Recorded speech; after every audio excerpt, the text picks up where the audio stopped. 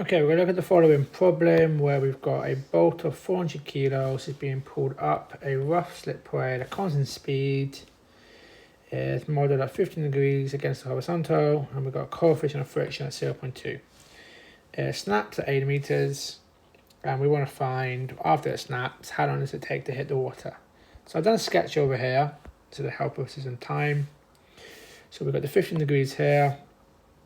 It's 400 kilos and it's being pulled upwards at a speed of 5 meters per second.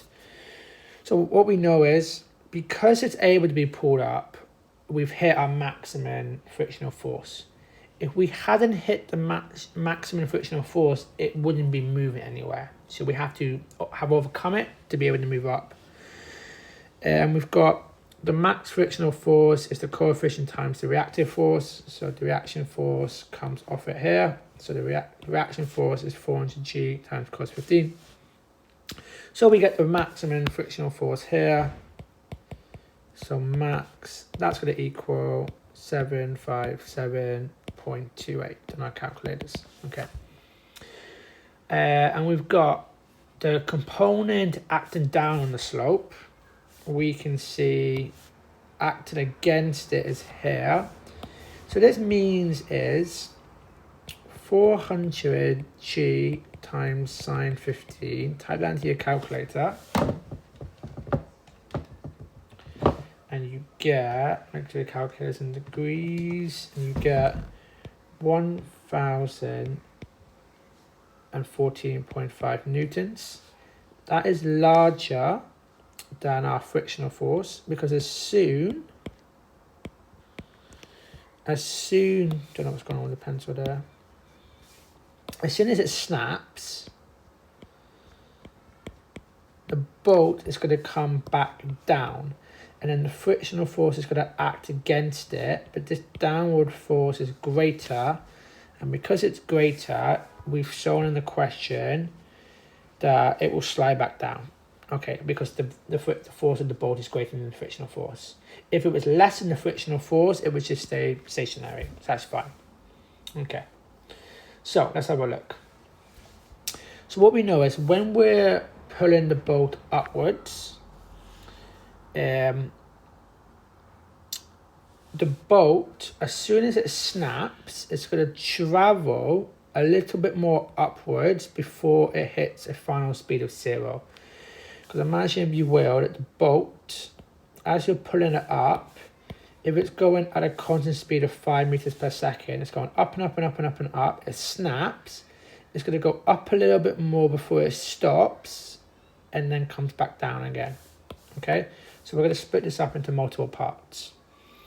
So between the time when the cable breaks and before the bolt becomes instantaneously still for a moment, we need to find the force acting against it.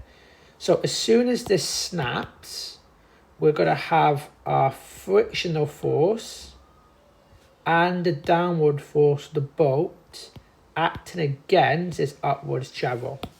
So what we know is force equals ma.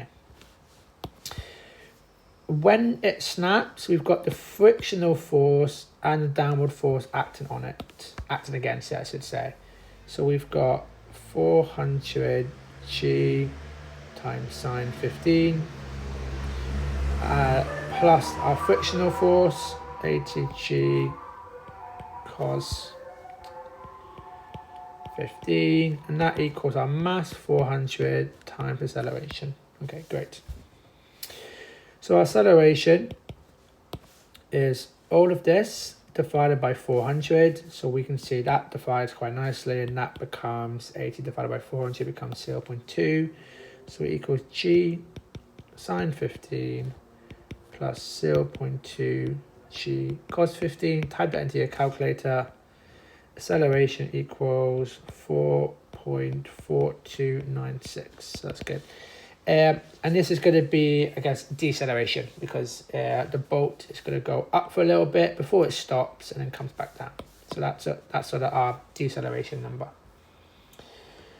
So what we want to look at, we're going to split it up into multiple parts. We've got part 1, part one is, imagine the boat is sort of going upwards. It snaps at 8 meters. And what we need first is our boat is going to go, so it's constantly traveling at 5 meters per second. It snaps here. And firstly, it's going to go up while decelerating. And it's going to stop at some point here. We'll call it here. And it's going to be decelerating at minus 4.4296. So what is that distance, essentially? So we're going to look at CFAT equations. Okay. So its final speed is 0. Its starting speed is 5 meters per second. That's fine. And its acceleration is minus 4.4.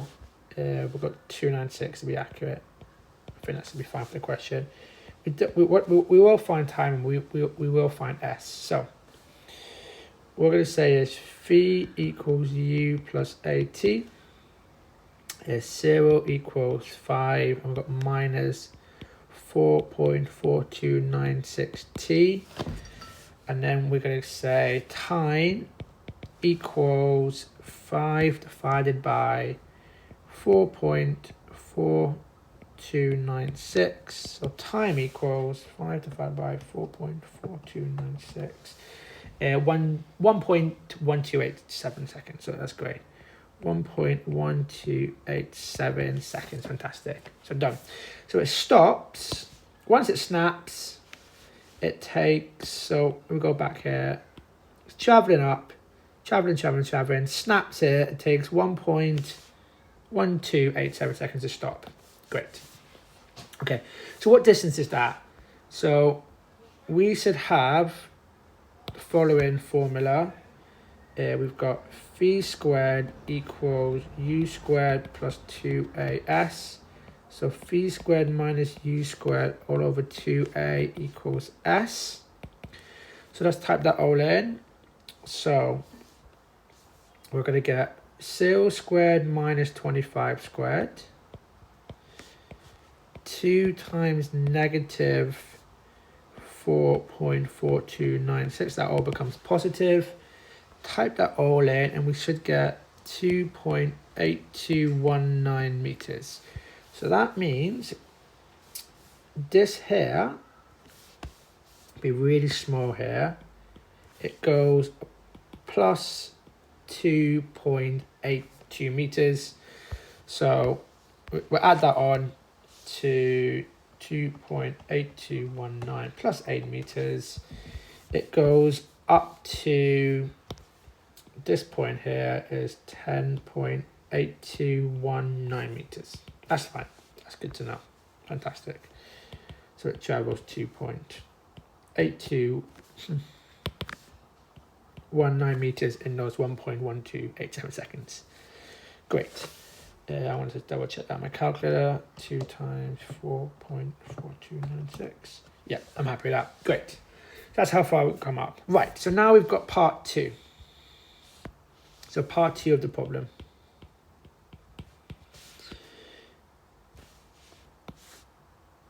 So just to remind you what's happened. So here's our boat. Our boat,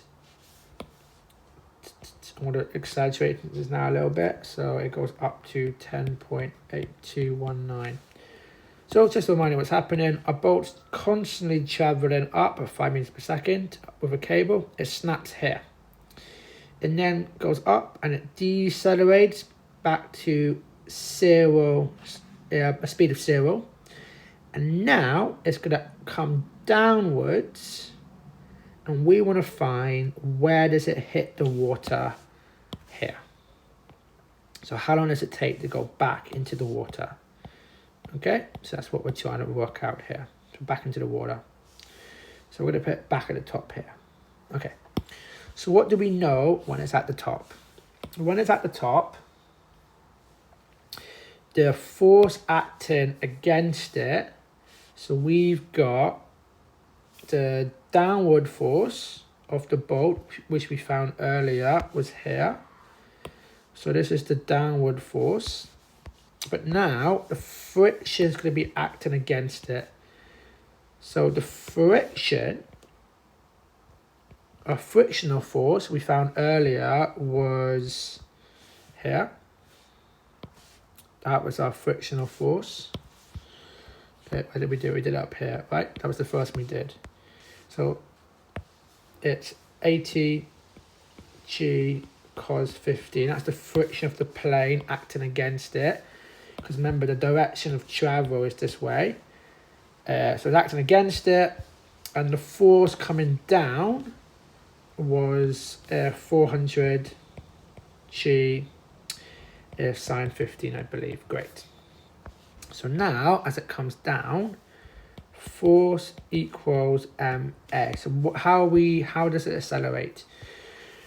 Well, this is greater than that. So the difference of our force is going to be, so 400 G sine 15. We're going to take away the frictional force acting against it. 80 G cos 15, and that equals 400A. We can do the same thing as before, so we can divide it all by 400. G sine 15 take away 0.2 G cos 15 equals A. So our acceleration, we type it into our calculator, and we should get 0.64321. I'm going to double check that now on my calculator.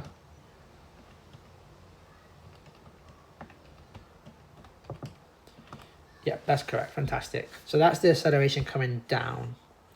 Okay, let me just make some space for part 2. Great. So now what we want to do, we want to find the time it takes. We don't know what the final speed here is going to be just yet. We can put in our acceleration. So 64321. Starting speed is 0, we know that. And we know the distance because we calculated it here, right, from the part 1. So we need it to travel back to the water, so 10.8219. So that's good to know. We have, I've got it here as well. I've written it in the question. Fantastic. 10.8219. And we want to find the time it takes to hit the water. So we want to find time. So we can do S equals UT plus half AT squared. So let's type this out, let's write this out neatly.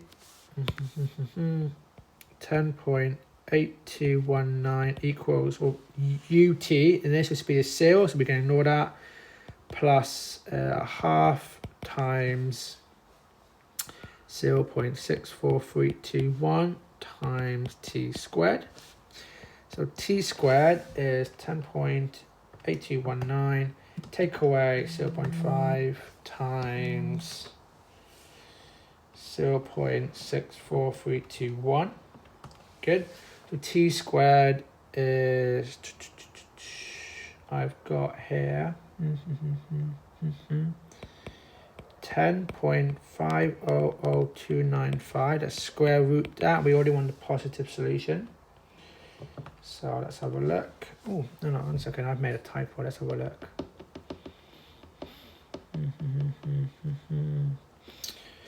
Bear with me. I've made a typo on my... Oh, I see the typo I've made. I've taken it away. We don't want to do that. We want to minus it. That's fine. So I've made a typo. We want to divide it. Sorry. We want to do 10. We want to do 10.8219 divided by 0.5 times 0.64321. That equals t squared.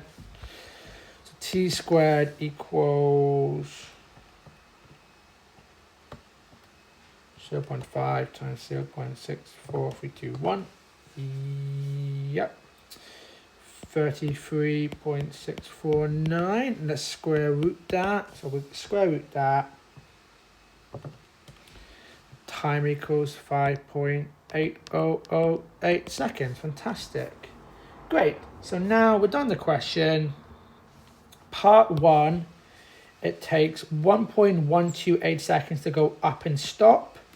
And then it takes 5.8008 to come back down into the water here. So what the question's asking us, calculate the total time from which the cable breaks into the water reaching the line. So we're going to do the total time is, let's have a look at our problem, 1.1287 plus 5.8008. Final answer. I've got, let's see. So I've got here 6.92935. So my total time is 6.93 seconds. Oh God, I've made it. 6.93 seconds. And we'll go, what we got, 3 significant figures. Fantastic, and there we are, done.